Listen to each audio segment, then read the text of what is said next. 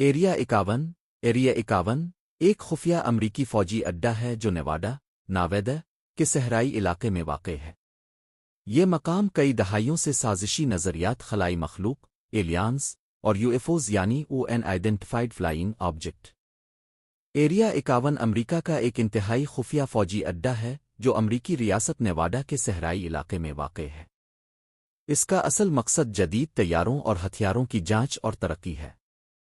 امریکی حکومت نے طویل عرصے تک اس جگہ کے وجود سے انکار کیا، لیکن 2013 میں پہلی بار اس کا باضابطہ اعتراف کیا گیا۔ یہ مقام گروم لیک کے قریب واقع ہے۔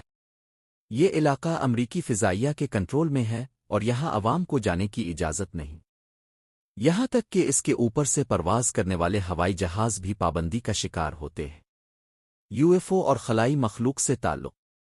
ایریا 51 کو سب سے زیادہ شہرت یو ایف اوز اور خلائی مخلوق کے مبینہ مشاہدات کی وجہ سے ملی۔ کچھ مشہور نظریات یہ ہیں۔ یو ایف او اور خلائی مخلوق سے تعلق۔ ایریا 51 کو سب سے زیادہ شہرت یو ایف اوز اور خلائی مخلوق کے مبینہ مشاہدات کی وجہ سے ملی۔ کچھ مشہور نظریات یہ ہیں۔ ایک رازویل انسیڈنٹ 1947 کہا جاتا ہے کہ نیو میکسیکو میں ایک یو ایف او گر کر تباہ ہوا تھا اور اس کے ملبے اور خلائی مخلوق کو ایریا 51 منتقل کیا گیا۔ 2 کچھ لوگ دعویٰ کرتے ہیں کہ وہاں خلائی مخلوق پر تجربات کیے جا رہے ہیں۔ 3 بعض افواہوں کے مطابق حکومت وہاں خفیہ خلائی ٹیکنالوجی تیار کر رہی ہے۔